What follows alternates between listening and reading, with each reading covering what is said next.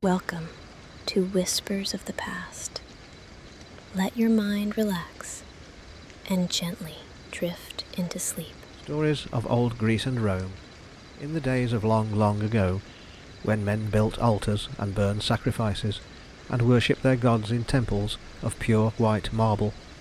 Jupiter, the greatest of the gods, sat upon his throne on high Olympus, and looked down upon the doings of men. The topmost peak of Mount Olympus was covered with clouds, so high it was above all the hills of Greece, and its slopes were thickly wooded. Just how high the mountain really was could only be guessed, for no man had dared to climb even as high as the first cloud line, though the story goes that once upon a time a wandering shepherd, looking for a strayed lamb, had ventured far up the mountain side, and had soon lost his way. He groped about blindly as the mists began to thicken all round him, and the sound of his own footsteps terrified him in the dreadful silence that seemed to be suddenly creeping over him. Then a mighty tempest broke over his head, and the mountain shook to its very base. From the hand of wrathful Jupiter fierce thunderbolts were hurled, while the lightning flashed and gleamed through the darkness of the forest, searching out the guilty mortal who had dared to climb too high. No human eye had ever seen the glories of Olympus. No human foot had ever stepped within its sacred halls, where the ceiling was of gold and the pavement of pearl, and the thrones of the gods shone with 1,000 glittering jewels. Here, quote, "The gods have made, so saith tradition, their eternal seat. The tempest shakes it not, nor is it drenched by showers, and there the snow does never fall. And in the golden light that lies on all, day after day the blessed gods rejoice." End quote. Odyssey, Book 6, line 53. Of the life that was lived among the dwellers on Olympus, not even the poets could claim to know, but sometimes a tired soldier dozing by his campfire dreamed dreams of this wonderful country where the immortal gods walked by night and day, and sometimes a lonely fisherman, looking across the blue waters of the Mediterranean to the crimsoning sunset, saw visions of youth and beauty and life that lasted for ever and ever and ever. It was long before the memory of man that the gods first came to live on Mount Olympus, and it was still longer ago that all the great powers of the universe fought with each other for the right to rule the world. In this mighty war, which rent the very heavens with the crash of battle, Jupiter at last conquered all his jealous enemies, and made himself ruler of the gods and of the world. On that day he established his dwelling place on Mount Olympus, and set the earth below him for a footstool. From his throne in the high heavens he looked down upon the kingdoms that he had portioned out to each of his brothers, and he saw Neptune, the god of the sea, driving through the waves his chariot drawn by huge misshapen sea beasts that beat up the thick white foam until it glistened on the sea king's beard and on his crown of shells and seaweed. The other kingdom was so far away that even the all-seeing eyes of Jupiter were strained to catch any glimpse of the shapes that moved noiselessly there. For this was the realm of Pluto, god of the underworld, that dread country of darkness and unending gloom, where no ray of sunlight ever came, and where the sad spirits of the dead wept for the lost world of love and light and laughter. Sometimes the great billows of clouds that rolled at the foot of the red gold throne shut out for a moment all sight of the earth at his feet, but however thickly the mists gathered, Jupiter could always see old Atlas standing on the shore of Africa with the heavens resting on his bent shoulders.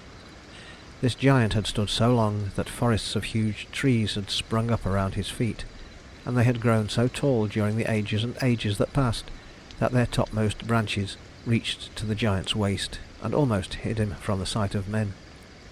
No one offered to relieve him of his burden, not even his two brothers, Prometheus and Epimetheus, to whom had been given the less difficult task of creating man and placing him in the rich gardens of the earth.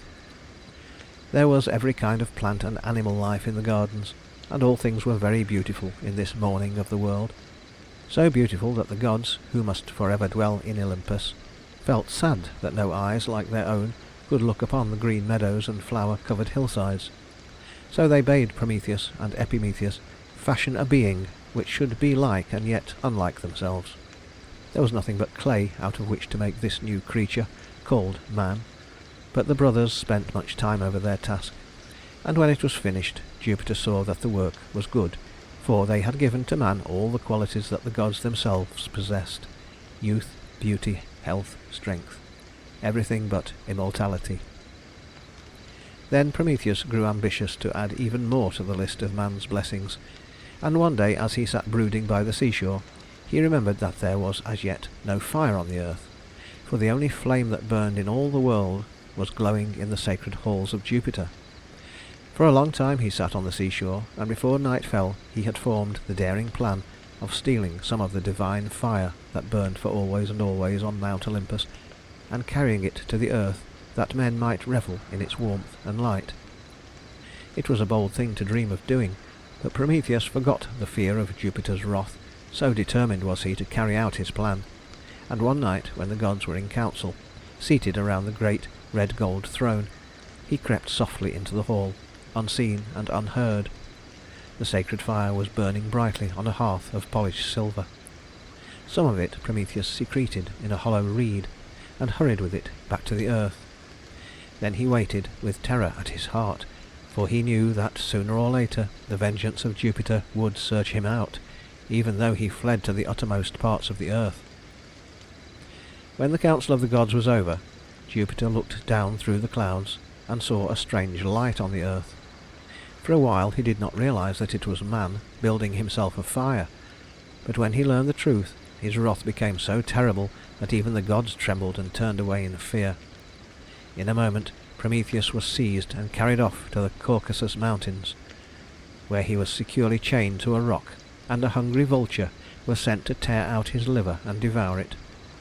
At night the vulture, having gorged itself, slept on the rocks above its victim's head, and at night the liver of the wretched Prometheus grew again, only to be torn out and eaten by the vulture as soon as the sun rose. This terrible punishment kept on for years and years, for though Jupiter heard the cries of Prometheus, and many tales were told of his sufferings, the ruler of the gods never forgave the theft of the sacred fire, nor would he set Prometheus free. But the story tells us that at last there came an end to this cruel vengeance, for Hercules, son of Jupiter, went wandering one day among the mountains, found the tortured Prometheus, and broke his chains, after killing the vulture that had been enjoying this hateful feast. Though the gods were rejoiced at his freedom, the name of Prometheus was never spoken on Mount Olympus for fear of Jupiter's all-hearing ears. But on the earth men uttered his name in their prayers, and taught their children to honour the fire-giver as one of the greatest among heroes. The Story of Pandora. In the early days of man's life on the earth, when everything was beautiful and new, there was no sickness anywhere, nor any pain, nor sorrow. Men lived to be very old and very wise, and everywhere was happiness, such has never been since in all the world. Now Jupiter had not forgotten about the stealing of the sacred fire, and it angered him that man should light his own fires and kindle the cheerful blaze which should by right be glowing only in the halls of Olympus. The suffering of Prometheus had not softened his wrath. He would not be satisfied until punishment was visited upon those who had received the stolen fire. Accordingly he called a council of the gods and spoke to them of his desire. Though none of the deities wished to see misfortune brought upon the race of man, they did not dare to dispute the will of Jupiter. So they agreed to carry out the plan that he unfolded, and before many days had passed they had fashioned, out of the same clay from which man was made, a creature that they called Woman. To her each of the gods gave a gift, such as softness or grace or wonderful fairness, but Jupiter added one other quality, curiosity, and he gave the woman the name of Pandora, which means the gift of all the gods. Then he bade Mercury, who is the messenger of the gods, take this new soft thing down to the earth and give her to Epimetheus for his wife. Now Epimetheus had mourned apart from his fellows ever since he learned of his brother's dreadful fate, and he sat day and night in the cool silence of the forest, brooding over his sorrow. But one day he saw someone coming toward him, led by the hand of Mercury, and all at once he forgot to be sad, for the sunlight was shining on the woman's golden hair, and her white arm was stretched out to him in greeting. For some time Epimetheus and Pandora lived happily in the gardens of the earth, and every day Epimetheus thanked the gods for their last and best gift to man. He never tired of watching Pandora chasing butterflies through the tall meadow grass, or making cups out of broad leaves that she and Epimetheus might drink from the clear, cool spring. One day, as they were resting under the trees and eating their simple meal of dates and wild honey, they saw a traveller coming toward them. He was walking very slowly, and seemed heavily burdened with what appeared to be a large box. While he was yet some distance off, Pandora ran to meet him and asked him to come into the shade and rest. The stranger was old, and the chest that he carried bent his shoulders almost to the ground. He looked hungry and thirsty and tired, so Epimetheus urged him to stop and rest, and offered him some freshly gathered dates. But the traveller, who was none other than Mercury in disguise, replied that he could not tarry with them, for he had a long distance yet to go. He asked them, however, to take care of his great oak chest, for with that burden off his shoulders he could hurry on and reach his journey's end before nightfall. He promised to come back for the chest a few days later. Epimetheus and Pandora were delighted to be of service to a stranger, and promised to guard the chest with great care. The traveller thanked them and turned away, but just as they were saying good-bye, he mysteriously disappeared, and whichever way they looked there was no trace of him to be seen. Epimetheus was not at all eager to know what was in the mysterious chest, but as soon as they sat down again under the trees, Pandora began to ask 1,000 questions as to who the traveller might be and what the chest contained. Epimetheus begged her not to think any more about it, as nothing could be learned of the old man or his burden. But Pandora refused to be silent, and talked still more of the probable treasure that they were guarding for the stranger. At last Epimetheus got up angrily and walked away, wearied with her insistence. Pandora then went over to the chest, and kneeling down beside it, she examined the exquisitely carved figures that were on all its 4 sides. Then she studied the fine golden cord that bound the chest. It looked soft enough, and yet it was very strong, for it was made of strands of twisted gold, and was tied at the end with a curious knot. There was no lock to be seen, and apparently nothing hindered eager fingers from opening the lid, when once the knot was unfastened and the golden cord unwound. Pandora's fingers itched to try her skill on the knot, and she felt sure that if she worked at it long enough, she could finally loosen it. The figures carved on the lid were groups of dancing children, and in the very centre was one figure whose face was so strange that Pandora sat for a long time staring at it. Now and then she turned away, and when she looked at the face again, it had a different expression from the one she had seen on it before. She knew that this carved thing was not alive, and yet each time she gazed into the strange eyes of the wooden face, they were quite unlike the eyes that had smiled or frowned or mocked at her before. She went to see whether Epimetheus had come back, and finding that he was still away, she returned to the chest again, but would not let herself be tempted into so much as touching the golden cord. As she stood wondering what to do, she thought that she heard some little voices coming from inside the chest, and they seemed to say, "Open, Pandora, please! Please open and let us out!" Pandora looked quickly around to see whether Epimetheus was in sight. Then she came a bit nearer to the chest and put one hand on the golden cord. Again she heard the small voices, this time very distinctly, and they said, "Open, Pandora, please! Please open and let us out!" Pandora's heart was now beating fast. What could be in the chest? What poor imprisoned creatures were calling to her, begging her to set them free? She put both hands on the golden cord. Then she looked guiltily around, but no one was in sight. No one was watching her except some inquisitive squirrels who were peering down at her from the branches just above her head. Swiftly and deftly she untied the knot, which yielded easily to her eager fingers, but even then she hesitated, fearing the anger of Epimetheus. The little voices cried again, "Open, Pandora, please! Please open and let us out!" But still she hesitated, not daring to raise the lid. Just then she heard her husband calling to her, and she knew that there would be no chance now to explore the contents of the mysterious chest. She must wait for that pleasure until another time. Meanwhile, she would take just one peep inside to be sure that the voices were not mocking her. So she raised the lid very gently, but no sooner had she made the smallest opening Then out poured a host of tiny creatures like brown-winged moths, and they swarmed all around her, biting and pinching and blistering her soft skin until she cried out in fear and pain. She tried to fight them off, and rushed away to find Epimetheus, but the tormenting little sprites followed her, buzzing about her ears and stinging her again and again. In vain she strove to brush them away, for they clung to her dress, her hair, and her poor swollen skin. When she reached Epimetheus, she was crying bitterly, and it did not need any questioning to find out the trouble, for the malicious little creatures were so numerous that hundreds of them encircled Epimetheus and bit and stung him, just as they had done to Pandora. In the unhappy hour that followed, while husband and wife bound soothing herbs on their bruised skin, Pandora told Epimetheus how her fatal curiosity had led her to open the chest and set free the host of evil things. It was not, however, until later that they realized the extent of Pandora's folly, for the little brown-winged creatures were all the spirits of evil that had never before entered the world. Their names were Sickness and Pain and Sorrow, Envy and Pride and Jealousy, Hunger, Poverty and Death. All these ills had envious Jupiter put into the oak chest and bound it with only a golden cord. He knew that sooner or later Pandora would open the chest, and then man's life of untroubled happiness would be for ever at an end. Never again could the gardens of the earth be places where man might hope to find peace. Evil things had taken up their dwelling there, and they would stay for always and always and always, as long as the world should last.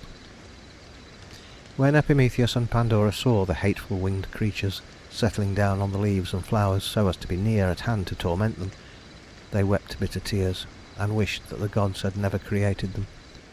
In the midst of her sobbing, Pandora had not, however, forgotten about the chest, and she was still wondering what else might be inside it, for she was sure that those moth-like things could never have wholly filled it. Suddenly she heard a wee soft whisper coming from within the chest, and it said, "Open, Pandora! Please, please open and let me out." Pandora stared in surprise, for she had thought that all the evil sprites had rushed out in that moment when she raised the lid. Was there, then, another host of tormenting things still there, and if so, should she let them out to add to her misery and pain? Again the little soft voice cried, "Open, Pandora, please, please open and let me out." Pandora now called to Epimetheus, and together they listened to the pleading voice, which was so very soft and sweet that they were sure it could not belong to any evil thing. Still, Epimetheus was unwilling to risk bringing any more trouble into the world, but in spite of her remorse, Pandora was curious to see what it was that was begging so plaintively for freedom. So, with Epimetheus's consent, she opened the lid once more, and out fluttered a tiny little creature with beautiful gauzy wings. She flew straight to Pandora, then to Epimetheus, and at her touch all their hurts were healed, and all their pain forgotten. The name of this gentle messenger was Hope, and she had been hidden in the chest secretly by one of the pitying gods, who grieved that Jupiter was sending so many ills to fret mankind. The host of evil beings, once set free, could never again be shut up in their narrow prison, but wherever they flew, even to the remotest corner of the earth, Hope followed them, and brought healing in her wings, and when the world grew wicked, as it did in the days that came after, so that men neglected the altars of the gods, Hope was still remembered with votive offerings, and her shrines kept garlanded with flowers. The Deluge. The children of Epimetheus and Pandora wandered in the gardens of the earth just as their parents had done, and the generations that followed them lived peacefully and were happy, in spite of the brown-winged sprites that went about doing mischief. Men helped each other to cultivate the fruitful soil, and offered sacrifices to the gods in return for a bountiful harvest. This golden age of the world's history might have lasted forever if men had continued to reverence the gods. But after a time they ceased to offer prayers for health and safety, and boasted proudly of their own strength. They looked no more to high Olympus for help, but each man trusted to his own right arm. Then strife and discord arose, and fierce wars were fought among all the peoples of the earth. Brother killed brother, and fathers strove with their own sons. Every man's hand was against his fellow, and he knew no law but that of his own will. Seldom now were the fires kindled on the neglected altars, and the smell of burnt offerings dear to the gods no longer mingled with the smoke that rose up to the white clouds round Olympus. The sacred vessels moulded in forsaken temples. Around the shrines of the gods the snakes crawled lazily, and the bat and owl dwelt undisturbed among the pillars of the temples. For a time the gods sat patient, believing that this state of things could not last. But seeing that mankind was growing worse instead of better, year by year, they determined to put an end to godlessness, and to destroy the whole race of man. Then Jupiter called a council of the gods to decide on the most effective way of wiping out every vestige of human life so completely that not one soul would be left to tell to its children the story of those evil days when men neglected to worship the immortal gods and allowed their temples to decay. The most terrible punishment to visit upon man would be to set the whole world on fire, to make of it one great sacrificial altar on which human victims, and not the garlanded ox, would burn night and day, and from which the smoke would rise up into the heavens so thickly that it would shut out the sight of a blackened and smouldering earth. The one objection to carrying out this plan was the fear lest the flames would leap so high that they would reach even to lofty Olympus, and so endanger the sacred throne of Jupiter. Though the fire might not utterly destroy it, the gods could not bear to think of its burnished red gold base being touched by any flame from earth's unholy fires. The only other effective method of destruction was water, and this the gods decided to employ. So on a certain day, when men were everywhere feasting and singing songs and boasting of their victories in battle, Jupiter rent the heavens with a mighty thunderbolt, whose crashing drowned all sounds of merriment and made men turn pale with fear. The skies opened, and the rain poured down in torrents. The rivers became swollen and flooded their banks. The waves of the sea, rising higher and higher, swept in great fury over the land, washing everything before them like so much chaff. Aeolus, god of the storm, opened the cave where he kept the winds securely bound, and let them loose to work havoc on the earth. Soon all the lowland was covered with water. Not a dry spot remained anywhere but on the hills, and thither the terrified people rushed, in the vain hope that the flood would subside before the mountains were submerged. But the waves rose higher and higher, and the winds, rejoicing in their freedom, beat up the water until it almost touched the clouds. The frail boats to which men had at first desperately clung were shattered to pieces in the fury of the storm, and on the crest of the waves the bodies of the dead were tossed like playthings. Higher and higher rose the water, until at length the mountain tops were covered, and all dry land had disappeared. So were the gods avenged. There was one spot, however, that was not yet hidden under the waters, and this was the top of Mount Parnassus, the highest hill of Greece. To this place of refuge had fled Deucalion and his wife Pyrrha, two virtuous souls who alone of all the people on the earth had lived uprightly and worshipped the gods. When Jupiter saw them standing on the top of Mount Parnassus and weeping over the universal destruction, he remembered their piety and decreed that their lives should be spared. So he gave commands that the rains and the floods and the winds should cease, and the dry land appear. Then Aeolus brought the winds back from their mad wanderings and bound them again in the cave. Neptune blew upon his conch shell, and the angry waves returned again to the sea. Little by little the tree-tops showed above the water, and the green earth smiled again under the warm rays of the sun. But it was upon a desolate and unpeopled world that the eyes of Deucalion and Pyrrha rested, and in their utter loneliness they almost wished that they had perished with their friends. They went slowly down the mountainside, not knowing where to go, being led blindly by the will of the gods, to the temple at Delphi, the only building that was not destroyed. To this sacred spot men had been wont to come in the old God-fearing days, to consult the wishes of the gods and to learn their own destinies. Here was the divine oracle that not even the most daring mortal would refuse to obey. When Deucalion and Pyrrha found themselves at the temple of Delphi, they made haste to consult the oracle, for they wished to repeople the land before another morning's sun could look down upon a lifeless earth. To their surprise, the oracle returned them this answer: "Depart from here with veiled heads, and throw your mother's bones behind you." This command seemed impossible to obey. for they could never hope to find any grave when all landmarks had been washed away, and even could they do so, it was an unheard-of sacrilege to disturb the bones of the dead. Deucalion sought therefore to explain the strange words of the oracle in some other way, and at length he guessed the meaning of the god's answer. It was no human remains that he was commanded to desecrate. The bones referred to were those of Mother Earth. So husband and wife left the temple with veiled heads, and as they went they gathered up the stones at their feet and threw these behind them. All the stones that fell from the hands of Deucalion turned into men, and those that Pyrrha dropped became women. Thus it was that, through the kindness and wisdom of the immortals, the earth was repeopled with a new race of men that feared evil and reverenced piety, and walked humbly before the gods. Never again was Jupiter forced to send a deluge on the earth, for men no longer let the altar fires burn low, nor did they neglect to offer sacrifices because of forgotten prayers. Minerva. Although the brown-winged spirits of evil were kept busy flying up and down the earth, their mischief-making never reached those immortal ones who dwelt above the cloud-wrapped summit of Olympus. It was therefore a most unheard-of happening when the father of the gods complained one day of a terrible pain in his head. Some of the gods were skilled in the art of healing, but no one could relieve Jupiter's suffering, nor tell what might be the cause of his pain. The trouble grew worse and worse, until it was too severe for even a god to endure, so Jupiter bade his son Vulcan take an axe and split open his head.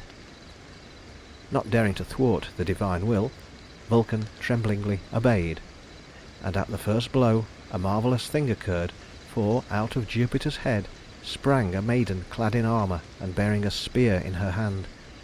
This was Minerva, goddess of wisdom, so called because she came full-grown from the mighty brain of Jupiter.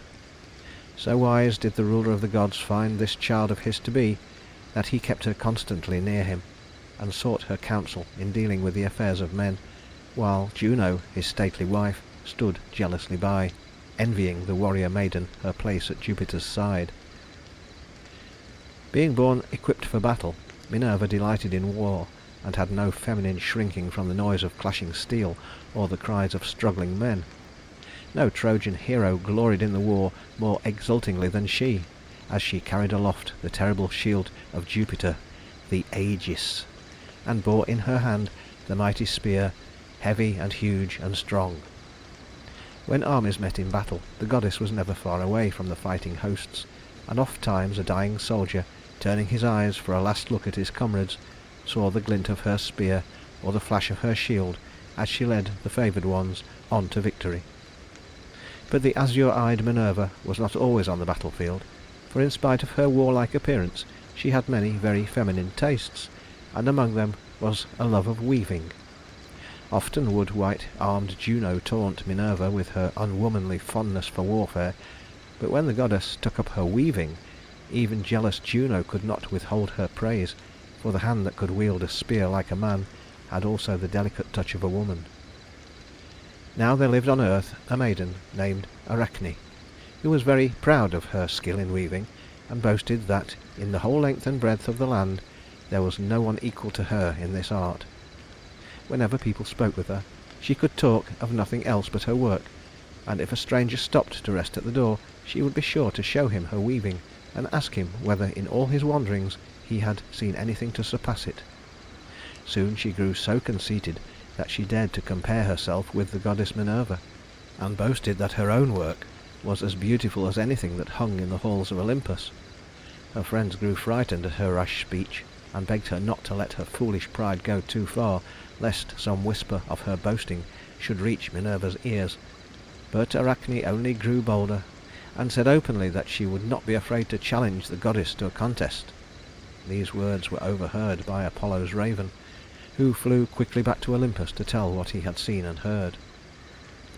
Minerva had known for some time of Arachne's boasting, but she had not deigned to notice it.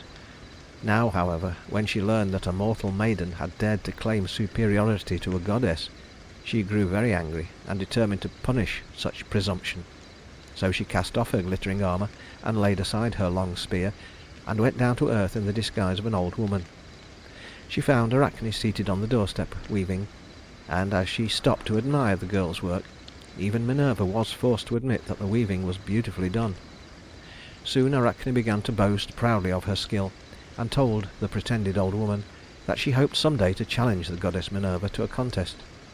The listener seemed shocked at these daring words, and begged the maiden to be more humble and not to presume too far, but Arachne only tossed her head and laughed, saying that she wished the goddess would hear her and accept the challenge. At these bold words Minerva's anger broke out, and throwing off her disguise, she commanded the astonished girl to fetch 2 looms and set them up in the doorway. Then she bade Arachne make good her boast. For hours they worked in silence, each weaving with practised fingers an exquisite design in the tapestry, and neither one turning her head to watch her rival's progress. When the last thread was tied and the work finished, Arachne looked anxiously at the goddess's loom, and one glance was sufficient to assure her of her own failure. Never in all her life had she seen work so faultlessly done, and the beauty of it was like that of visions in a dream. Humiliated at her defeat, and too proud to endure the taunts that she felt awaited her from those who had heard her boast, the unhappy maiden tried to hang herself. But Minerva would not let the world so easily forget how a mortal had dared to challenge a goddess. So when she saw Arachne's body hanging by a rope, she quickly changed her into a spider, and bade her spin and spin as long as she lived. Thus, when strangers came from all the country round to see the maiden whose skill in weaving had been noised far and wide, there she hung, an ugly black spider, in the midst of her dusty web, a warning to all mortals who presume. Many, many years had passed since Epimetheus and Pandora wandered in the gardens of the earth, and many, many generations of men had come and gone since the day when Deucalion and Pyrrha looked down from Mount Parnassus upon an unpeopled land. Cities had been built, with marble palaces and costly temples. Towns had sprung up on river banks and by the sea. Everywhere man was making for himself a home, and journeying into strange and distant lands. The gods, seated in the council hall of Jupiter, watched the changes taking place upon the earth, and, as each new city was built, and the flames of its altar fires rose up toward the white clouds around Olympus, they smiled upon the work of man's hand and made it prosper. Nowhere was the worship of the gods forgotten, but in each undertaking the protection of some deity was sought and a sacrifice offered that success might be assured. Scattered throughout the land, in town or by the wayside, were shrines where the farmer laid his offering of doves in return for a rich harvest, or a soldier hung some trophy of victory upon his safe return from the war, or a sailor, starting on some uncertain voyage, burned spices and incense that the gods might grant favouring winds to all those who go down to the sea in ships. But in every city there was one temple more beautiful than the rest, and this was dedicated to that particular deity who had named the city and was its especial protector. And as city after city was built throughout the fair land of Greece, each of the gods wished to have the naming of it, that he might thereby receive added worship and honour. There was much jealousy among them on this score, and they watched eagerly each thriving inland town or seaport, knowing that in a few years it would become a great city, building costly temples and erecting statues to the god whom it delighted to honour. So, once when a certain town on the coast of Greece began to grow into a large and prosperous city, there was much dispute in the council hall of Jupiter as to who should have the privilege of naming it. Perhaps the gods were looking far into the future, and saw what this city was destined to become. But however that may be, the gods and goddesses argued so fiercely over the matter that Jupiter was obliged to interfere, lest some murmur of this unusual discord should reach the earth. Then, one by one, the various contestants withdrew, until only Neptune and Minerva were left to dispute over their respective rights to the naming of the city. There being no ground for either's claim, Jupiter at length decided to give the much coveted honour to whichever of these two should present the most useful gift to the people of the city. Neptune then struck the ground with his trident, and where the earth opened there sprang out a horse with snow-white mane and arching neck and a splendid body on which a king might be proud to ride. The gods and goddesses who had assembled to witness the contest were delighted with Neptune's gift, and waited impatiently to see what better thing Minerva would be able to offer. Surprise, amusement, and contempt were written on the faces of the spectators when the goddess stepped forward, holding in her hand an olive branch. But Jupiter, wisest of them all, did not smile, for he was listening while Minerva told of the great value her gift would have for the people of the new city. She described all the uses to which its leaves, its fruit, and even its bark could be put, adding that the olive branch was to be a sign of peace among all nations, and was therefore of more true service to man than a war-horse, which would bring upon him only bloodshed and disaster. To these wise words the gods were forced to agree, so to Minerva was granted the privilege of naming the city. And as she was called Athena by the Greeks, she named the place Athens, which it is called to this very day. Before many years passed, a splendid marble temple was built on the hill just above the city, and this was dedicated to Athena, whose colossal statue, carved by the famous sculptor Phidias, adorned the interior. They called this temple the Parthenon, and from the ruins that still remain we know that the hand of man has never built anything to equal it in beauty. Apollo and King Admetus. There would have been but little trouble between Jupiter and his stately wife if no one but Minerva ever gave the watchful Juno cause for jealousy, but other goddesses, and even mortal maidens, found favour in the eyes of Jupiter, and for their sake he often left her side. From his throne in the high heavens, the ruler of the world saw not only the goddesses, with their glory of immortal youth, but also the daughters of men, endowed with that same beauty and grace which the gods themselves had bestowed upon the first woman. Though Juno, of the snow-white arms, alone enjoyed the title of Queen of Heaven, she knew that she had many rivals for the love of Jupiter, and it was this jealousy of all loveliness in women that made her ever watchful and revengeful. Perhaps it was the cause, too, of the very changeable temper that her husband accused her of possessing. Whoever won the affections of Jupiter was sure to be persecuted by cruel Juno's unrelenting hate, as the poet Virgil says, but this did not hinder the ruler of the gods from leaving very often the marble halls of Olympus to wander in some disguise about the earth. It was after such an absence that the watchful Juno learned of Jupiter's love for fair-haired Latona, goddess of dark nights. As this new rival was not a mortal maiden who could be punished with death, the wrathful queen was forced to be content with banishing the goddess forever from Olympus, and compelling her to live upon the earth. Not satisfied with this, she decreed that anyone who took pity on the unhappy goddess, or gave her any help, would incur the lasting displeasure of Juno. For days and nights Latona wandered, not daring to ask for food or shelter, since all men knew of Juno's decree. She slept at night in some spot where the trees offered protection from wind and rain, and her only food was the scanty store that she could gather by the way, berries, nuts, wild honey, and sometimes bits of bread dropped by children in their play.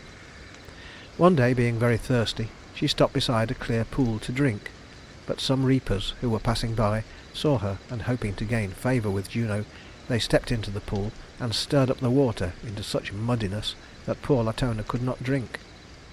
Angered by such uncalled-for cruelty, the goddess prayed to Jupiter that these wicked men might never leave the spot where they were standing. Jupiter from his throne in the high heavens heard her prayer, and in answer he turned the reapers into ugly green frogs, and bade them stay for ever in the muddy pool. And ever afterwards, when men came upon slimy ponds, where rank weeds grew and the water oozed from muddy banks, there they found the blinking frogs, even as Jupiter had willed. After wandering some miles further, Latona came at last to the seashore, and here she begged Neptune, the god who shakes the shores, to come to her aid, for she knew that Juno's power did not extend to the ruler of the sea.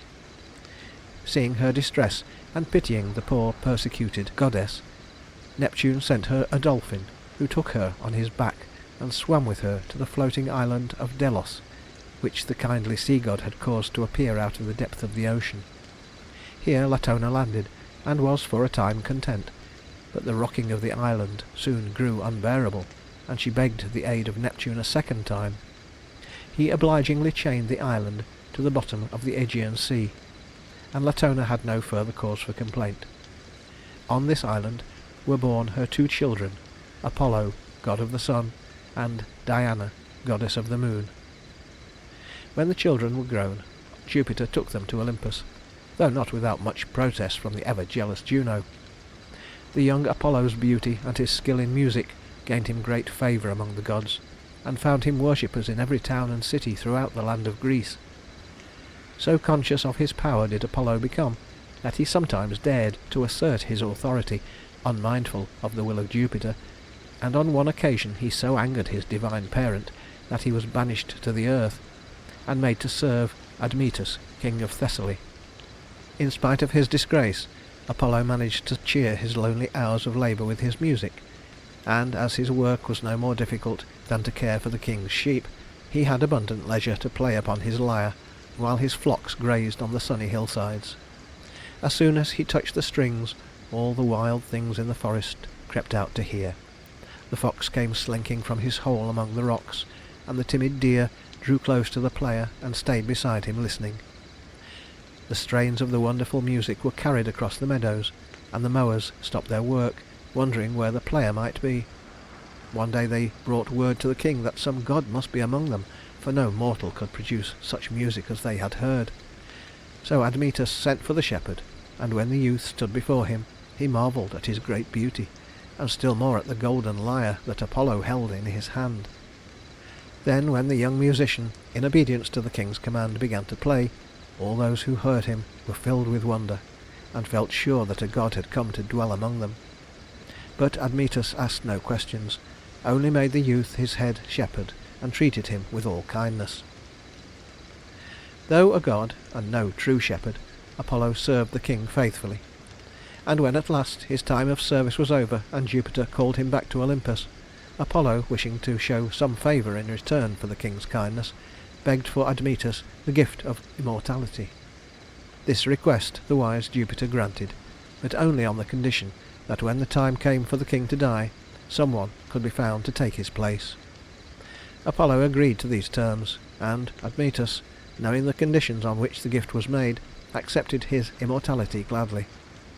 For a time all went well, but the inevitable hour came when the fates decreed that Admetus's life was ended, and that he must go the way of all mortals unless someone would die in his stead. The king was much beloved by his people, but no one's devotion to his sovereign was great enough to inspire him to make the needed sacrifice. Then Alcestis, beautiful wife of Admetus, learned of the price that must be paid for her husband's immortality, and gladly offered her life in exchange for the king's. So, in all her young grace and beauty, she went down into the dark region of Hades, where no sunlight ever came, and where her joyous laughter was for ever hushed in the silence that reigns among the dead.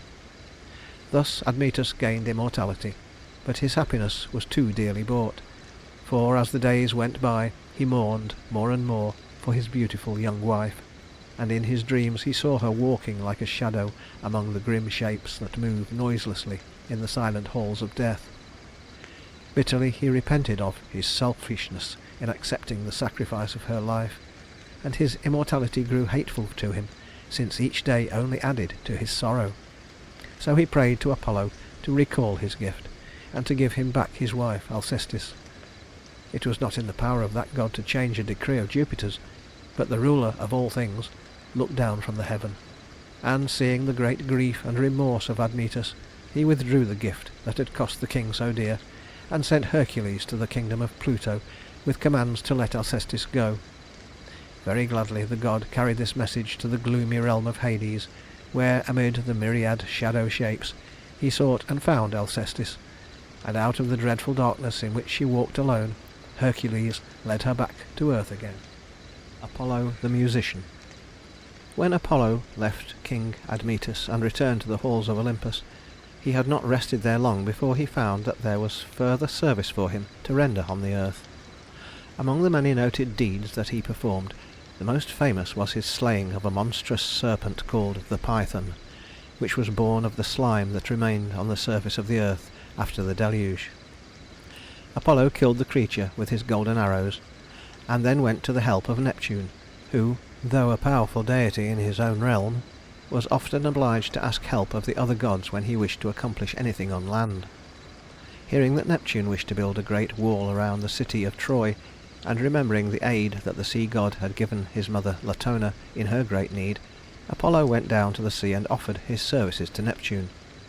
Of course, no son of Jupiter could be expected to do the work of a slave, but this was not necessary, even in the building of a wall, for Apollo sat down on a grassy bank nearby, and, with his lyre in his hand, began to play such exquisite music that the very stones were bewitched, and rising from the ground of their own accord, took their places in the wall. Still under the spell of Apollo's music, others followed in quick succession, and the wall rose higher and higher, until before nightfall the whole work was finished.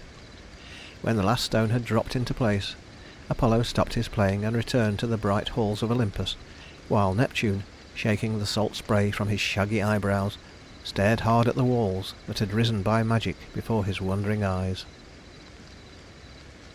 The story of Arachne's sad fate should have been warning enough to all mortals not to compare themselves with the gods, but such was the pride of a certain youth named Marsyas that he boasted openly of his skill in flute playing, and dared to proclaim himself the equal of Apollo. Now Marsyas had not always been a musician, for he was by birth a shepherd, some even say a satyr, and never had seen a flute or heard it played until one day, as he sat tending his flock on the bank of a stream, he heard sounds of music coming from some spot nearby. He was very curious to see who the musician might be, but he dared not move lest he startle the player and make the beautiful melody cease.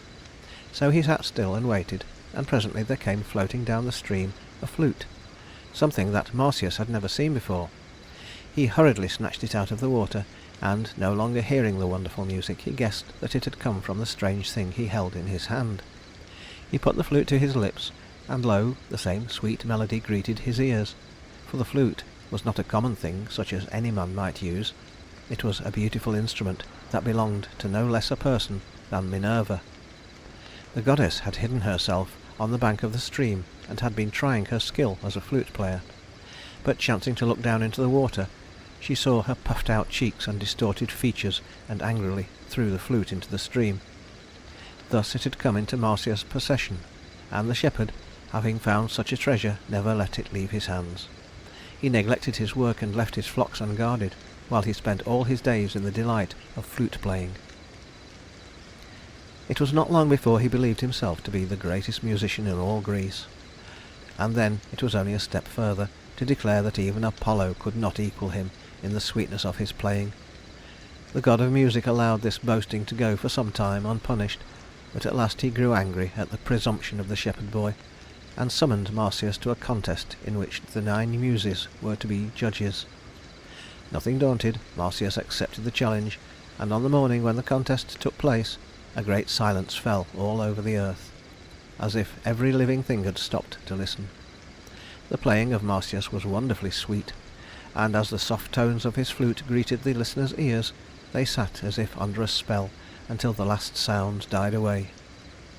Then Apollo took up his golden lyre, and when he struck the first chords, the air was filled with music far sweeter than any melody that had fallen from the lips of Marsyas.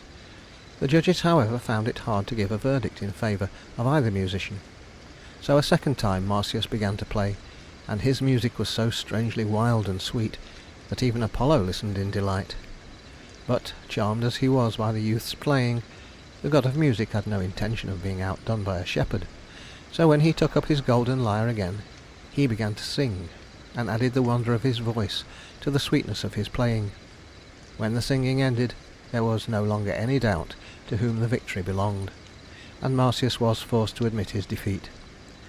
As the price of failure was to be the terrible penalty of being flayed alive, the wretched Marsyas had to submit to this cruel death. Apollo bound him to a tree and slew him with his own hands. When the news of Marsyas's dreadful fate spread abroad, people were careful for many years not to anger any of the deities by presuming to rival them, but in time the memory of that tragic event faded away, and the horror of it was forgotten. In the halls of King Midas was the noise of great mirth and feasting, and the sound of music filled the spacious room from where the king and his court sat at the banquet table. Beside the king stood Pan, his favourite flute player, who was no other than the famous sylvan god of shepherds. And as the wine went round, and the king grew boastful of his possessions, he exclaimed loudly that not even Apollo himself could produce such exquisite music as fell from the flute of Pan. The guests, remembering the fate of Marsyas, grew pale, and begged the king not to let his boast be heard. But Midas laughed scornfully, and raising his drinking cup above his head, called upon Apollo to appear. To the surprise and dismay of all, the god of music suddenly stood before them, beautiful as the dawn, and glowing with divine wrath. Though Pan was himself a deity, he had no desire to challenge Apollo, and looked fearfully at the sun god's angry frown. But the king, drunk with pride, commanded him to play, and bade the god of music surpass the playing if he could. There was of course no question as to which was the better musician, and the guests loudly proclaimed Apollo the victor. One story tells that to prove further the superiority of Apollo's playing, the company went to the old mountain god Tmolus, and let him make the final decision. Tmolus had to clear the trees from his ears to listen, and having done this he bent his head, and all his trees leaned with him. He heard with delight both musicians play, and when the last soft notes fell from Apollo's lyre, the mountain god awarded him the victory.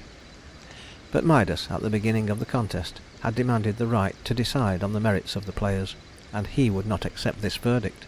In his mad perversity and fondness for his favourite, he cried out that Pan was the better player, and would therefore be awarded the prize. Angered at this unfair decision, Apollo left the banquet hall, but not before he had assured Midas that the injustice would be punished.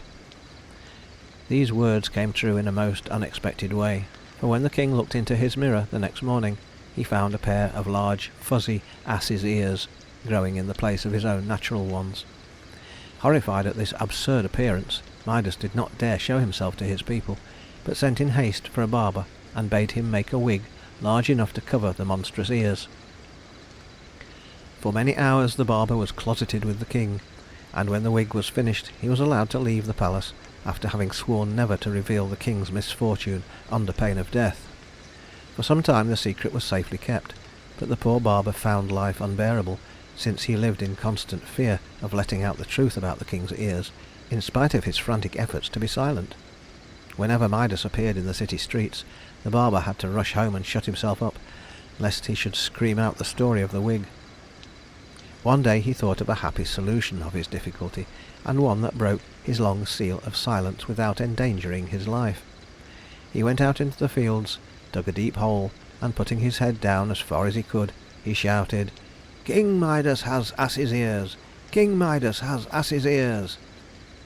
Then he went home again, much happier for having told someone of his secret, even though it was only Mother Earth. But the truth once told did not stay hidden even in the earth, for in time the hole was filled again, and reeds grew over the spot, and as the wind swayed them back and forth, they murmured, "King Midas has ass's ears! King Midas has ass's ears!" It was not long before all the people in the countryside had gathered to hear the strange whispering of the reeds, and then the secret could be kept no longer. But though everyone knew the truth, King Midas continued to wear his wig, and no one ever saw the real size of his ears.